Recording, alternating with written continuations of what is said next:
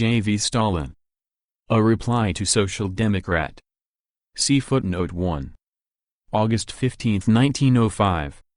Source.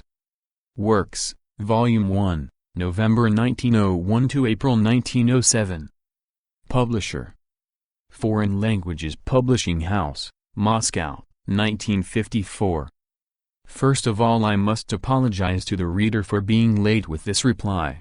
It could not be helped, circumstances obliged me to work in another field, and I was compelled to put off my answer for a time. You yourselves know that we cannot dispose of ourselves as we please. I must also say the following. Many people think that the author of the pamphlet briefly about the disagreements in the party was the Union Committee and not one individual. I must state that I am the author of the pamphlet. The Union Committee acted only as editor. And now to the point. My opponent accuses me of being unable to see the subject of the controversy, of obscuring the issue, see footnote 2, and he says that the controversy centers around organizational and not programmatic questions. Page 2. Only a little observation is needed to reveal that the author's assertion is false. The fact is that my pamphlet was an answer to the first number of the Social Democrat. The pamphlet had already been sent to the press when the second number of the Social Democrat appeared. What does the author say in the first number? Only that a majority has taken the stand of idealism, and that this stand fundamentally contradicts Marxism. Here there is not even a hint of organizational questions. What was I to say in reply? Only what I did say, namely, that the stand of the majority is that of genuine Marxism, and if the minority has failed to understand this, it shows that it has itself retreated from genuine Marxism. That is what anybody who understands anything about polemics would have answered. But the author persists in asking, why don't you deal with organizational questions? I do not deal with those questions, my dear philosopher, because you yourself did not then say a word about them. One cannot answer questions that have not yet been raised. Clearly, obscuring the issue, hushing up the subject of the controversy, and so forth, are the author's inventions. On the other hand, I have grounds for suspecting that the author himself is hushing up certain questions. He says that the controversy centers around organizational questions. But there are also disagreements between us on tactical questions, which are far more important than disagreements on organizational questions. Our critic, however, does not say a word about these disagreements in his pamphlet. Now this is exactly what is called obscuring the issue. What do I say in my pamphlet? Modern social life is built on capitalist lines. There exist two large classes, the bourgeoisie and the proletariat, and between them a life-and-death struggle is going on. The conditions of life of the bourgeoisie compel it to strengthen the capitalist system. But the conditions of life of the proletariat compel it to undermine the capitalist system, to destroy it. Corresponding to these two classes, two kinds of consciousness are worked out, the bourgeois and the socialist. Socialist consciousness corresponds to the position of the proletariat. Hence, the proletariat accepts this consciousness, assimilates it, and fights the capitalist system with redoubled vigor. Needless to say, if there were no capitalism and no class struggle, there would be no socialist consciousness. But the question now is, who is able to work out this socialist consciousness, i.e., scientific socialism? Kautsky says, and I repeat his idea, that the masses of proletarians, as long as they remain proletarians, have neither the time nor the opportunity to work out socialist consciousness. Modern socialist consciousness can arise only on the basis of profound scientific knowledge, see footnote 3, says Kautsky. The vehicles of science are the intellectuals, including, for example, Marx, Engels and others, who have both the time and opportunity to put themselves in the van of science and work out socialist consciousness. Clearly, socialist consciousness is worked out by a few social democratic intellectuals who possess the time and opportunity to do so. But what importance can socialist consciousness have in itself if it is not disseminated among the proletariat? It can remain only an empty phrase. Things will take an altogether different turn when that consciousness is disseminated among the proletariat. the proletariat will become conscious of its position and will more rapidly move towards the socialist way of life. It is here that social democracy, and not only social democratic intellectuals, comes in and introduces socialist consciousness into the working class movement. This is what Kautsky has in mind when he says socialist consciousness is something introduced into the proletarian class struggle from without. See footnote 4. Thus, socialist consciousness is worked out by a few social democratic intellectuals. But this consciousness is introduced into the working class movement by the entire social democracy, which lends the spontaneous proletarian struggle a conscious character. That is what I discuss in my pamphlet. Such is the stand taken by Marxism and, with it, by the majority. What does my opponent advance in opposition to this? Properly speaking, nothing of importance. He devotes himself more to hurling abuse than to elucidating the question. Evidently, he is very angry. He does not dare to raise questions openly, he gives no straight answer to them, but cravenly evades the issue, hypocritically obscures clearly formulated questions, and at the same time assures everybody, I have explained all the questions at one stroke.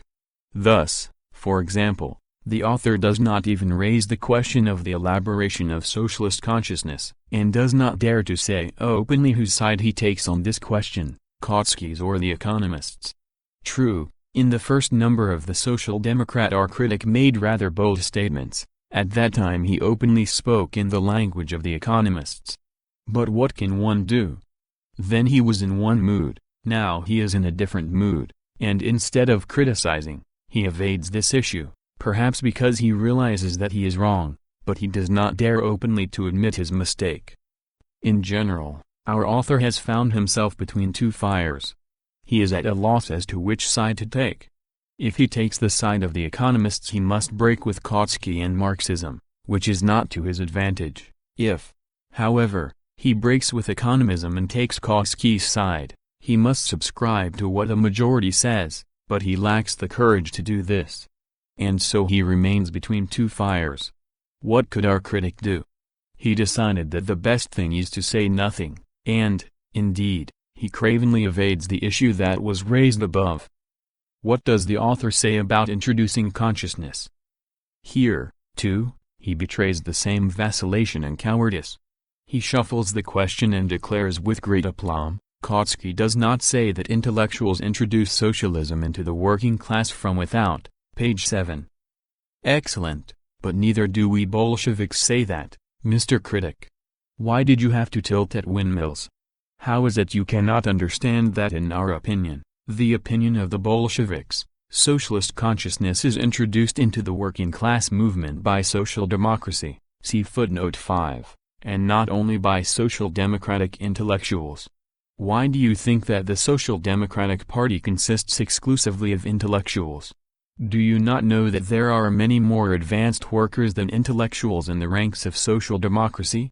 Cannot social democratic workers introduce socialist consciousness into the working class movement? Evidently, the author himself realizes that his proof is unconvincing and so he passes on to other proof. Our critic continues as follows, Kautsky writes, together with the proletariat there rises of natural necessity a socialist tendency among the proletarians themselves as well as among those who adopt the proletarian standpoint. This explains the rise of socialist strivings. Hence, it is obvious, comments our critic, that socialism is not introduced among the proletariat from without, but, on the contrary, emanates from the proletariat and enters the heads of those who adopt the views of the proletariat. A reply to the Union Committee. Page 8. Thus writes our critic, and he imagines that he has explained the matter. What do Kautsky's words mean? Only that socialist strivings automatically arise among the proletariat. And this is true, of course. But we are not discussing socialist strivings, but socialist consciousness. What is there in common between the two? Are strivings and consciousness the same thing? Cannot the author distinguish between socialist tendencies and socialist consciousness? And is it not a sign of paucity of ideas when, from what Kautsky says, he deduces that socialism is not introduced from without? What is there in common between the rise of socialist tendencies and the introducing of socialist consciousness? Did not this same Kautsky say that socialist consciousness is something introduced into the proletarian class struggle from without? See what is to be done? Page 27. Evidently, the author realizes that he is in a false position, and in conclusion he is obliged to add, it does indeed follow from the quotation from Kautsky that socialist consciousness is introduced into the class struggle from without. See a reply to the Union Committee, page 7. Nevertheless, he does not dare openly and boldly to admit this scientific truth. Here, too, our Menshevik betrays the same vacillation and cowardice in the face of logic as he did before. Such is the ambiguous reply Mr. Critic gives to the two major questions. What can be said about the other, minor questions that automatically emerge from these big questions? It will be better if the reader himself compares my pamphlet with our author's pamphlet. But one other question must be dealt with. If we are to believe the author, our opinion is that the split took place because the Congress did not elect Axelrod, Zaslik and Starover as editors, a reply, page 13, and, consequently, that we deny the split, conceal how deeply it affects principle, and present the entire opposition as if it were a case of three rebellious editors, Ibid, page 16. Here the author is again confusing the issue.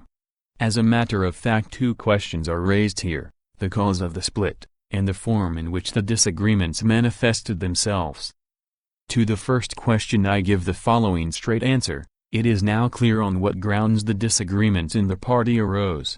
As is evident, two trends have appeared in our party, the trend of proletarian firmness, and the trend of intellectual wavering. And this intellectual wavering is expressed by the present minority. See briefly, page 46. See footnote 6.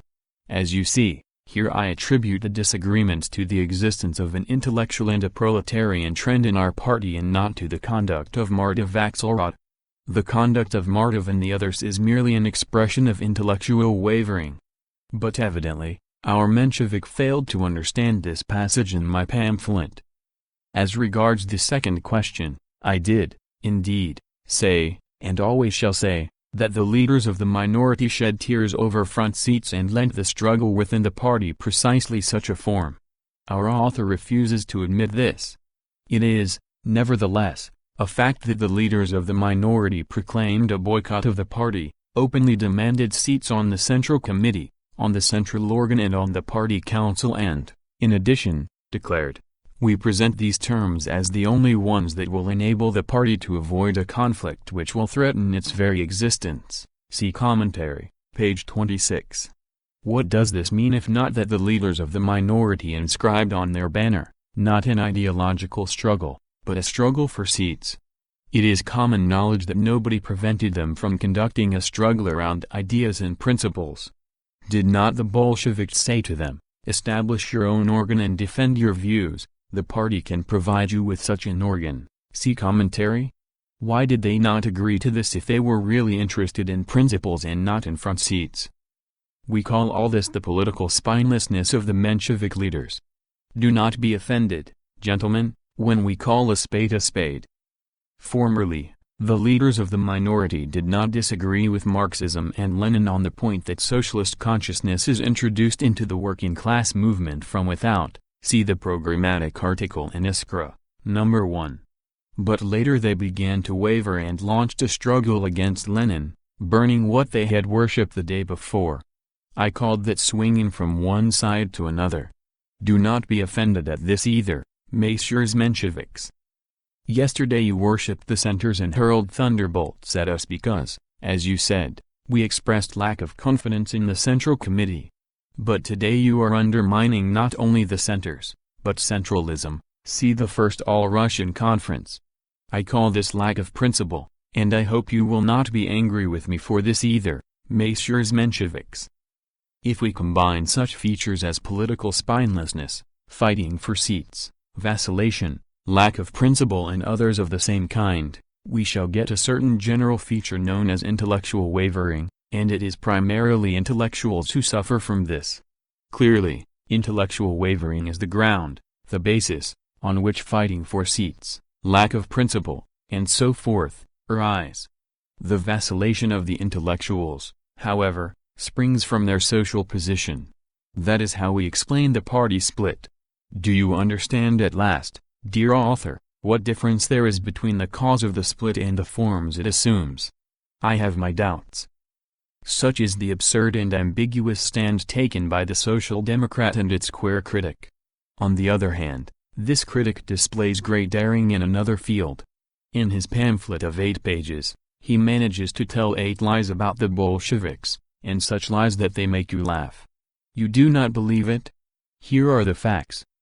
First lie. In the author's opinion, Lenin wants to restrict the party, to convert it into a narrow organization of professionals, page 2. But Lenin says, it should not be thought that party organizations must consist solely of professional revolutionaries. We need the most diversified organizations of every type, rank and shade, from extremely narrow and secret organizations to very broad and free ones. Minutes, page 240. Second lie. According to the author, Lenin wants to bring into the party only committee members, page 2. But Lenin says, all groups, circles, subcommittees, etc., must enjoy the status of committee institutions, or of branches of committees. Some of them will openly express a wish to join the Russian Social Democratic Labor Party and, provided that this is endorsed by the committee, will join it. See a letter to a comrade, page 17. See footnotes 7 and 8. Third lie. In the author's opinion, Lenin is demanding the establishment of the domination of intellectuals in the party, page 5. But Lenin says, the committees should contain as far as possible all the principal leaders of the working class movement from among the workers themselves. See a letter to a comrade, pages 7 to 8, i.e., the voices of the advanced workers must predominate not only in all other organizations, but also in the committees. Fourth lie.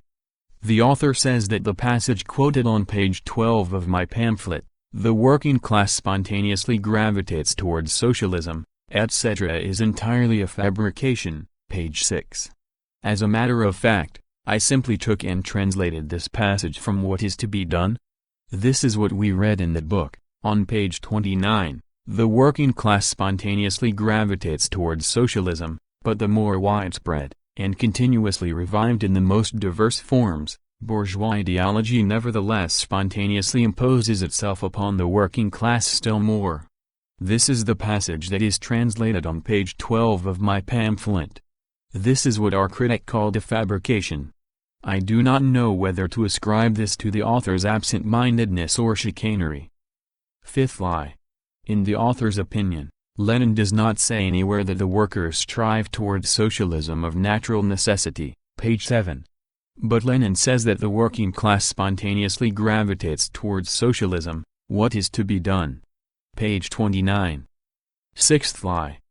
The author ascribes to me the idea that socialism is introduced into the working class from without by the intelligentsia, page 7, whereas I say that social democracy, and not only social democratic intellectuals, introduces socialist consciousness into the movement, page 18.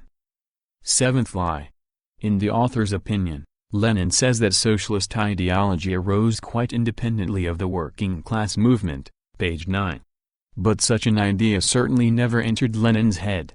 He says that socialist ideology arose quite independently of the spontaneous growth of the working class movement. What is to be done? Page 21. Eighth lie. The author says that my statement, Plekhanov is quitting the minority, is tittle-tattle. As a matter of fact, what I said has been confirmed. Plekhanov has already quit the minority. See footnote 9. I shall not deal with the petty lies with which the author has so plentifully spiced his pamphlet. It must be admitted, however, that the author did say one thing that was true.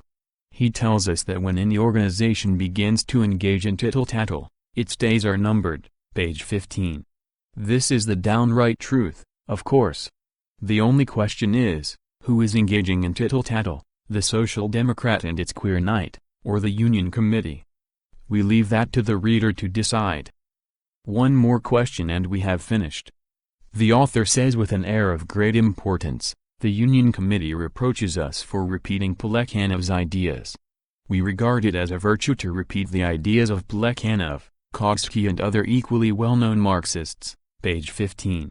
So you regard it as a virtue to repeat the ideas of Plekhanov and Kautsky? Splendid, gentlemen. Well, then, listen.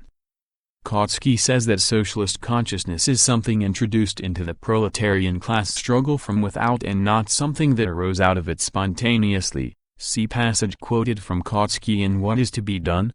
Page 27. The same Kautsky says that the task of social democracy is to imbue the proletariat with the consciousness of its position and the consciousness of its task. Ibid. We hope that you, Mr. Menshevik, will repeat these words of Kautsky's and dispel our doubts. Let us pass to Plekhanov. Plekhanov says, nor do I understand why it is thought that Lenin's draft, see footnote 10, if adopted, would close the doors of our party to numerous workers. Workers who wish to join the party will not be afraid to join an organization. They are not afraid of discipline. But many intellectuals, thoroughly imbued with bourgeois individualism, will be afraid to join. Now that is exactly the good side about it. These bourgeois individualists are, usually, also representatives of opportunism of every sort. We must keep them at a distance.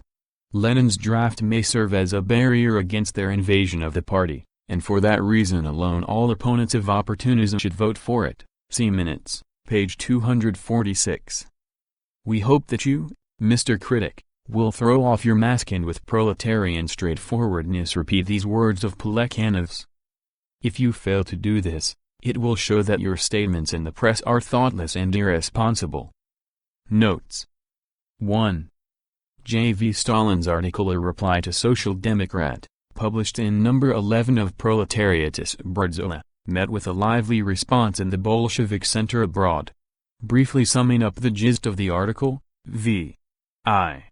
Lenin wrote in Proletary. We note in the article A Reply to Social Democrat an excellent presentation of the celebrated question of the introduction of consciousness from without. The author divides this question into 4 independent parts. 1. The philosophical question of the relation between consciousness and being. Being determines consciousness. Corresponding to the existence of 2 classes, 2 forms of consciousness are worked out, the bourgeois and the socialist. Socialist consciousness corresponds to the position of the proletariat. 2. Who can, and who does, work out this socialist consciousness? Scientific socialism. Modern socialist consciousness can arise only on the basis of profound scientific knowledge, Kautsky, i.e., it is worked out by a few social democratic intellectuals who possess the necessary means and leisure. 3. How does this consciousness permeate the minds of the proletariat? It is here that social democracy, and not only social democratic intellectuals, comes in and introduces socialist consciousness into the working class movement.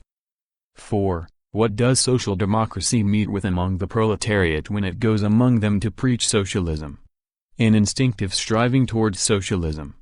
Together with the proletariat there rises of natural necessity a socialist tendency among the proletarians themselves as well as among those who adopt the proletarian standpoint.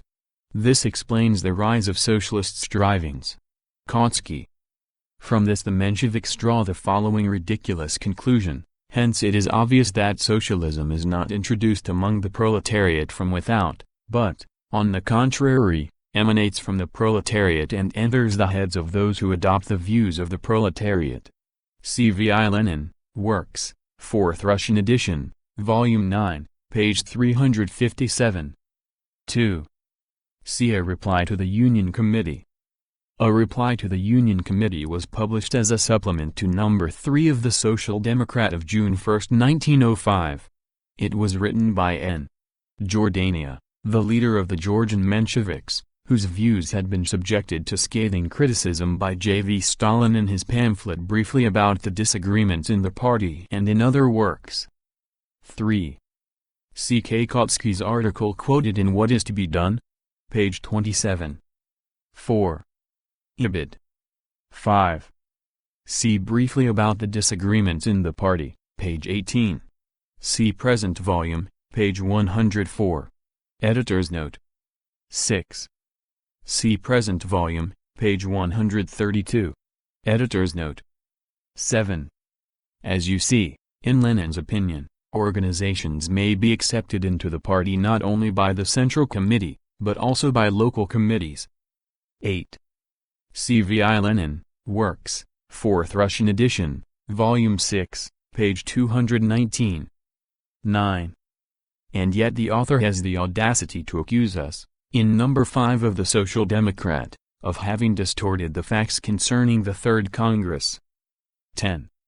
Plekhanov is discussing Lenin's and Martov's formulations of Section 1 of the Rules of the Party. End of A Reply to Social Democrat, by J. V. Stalin.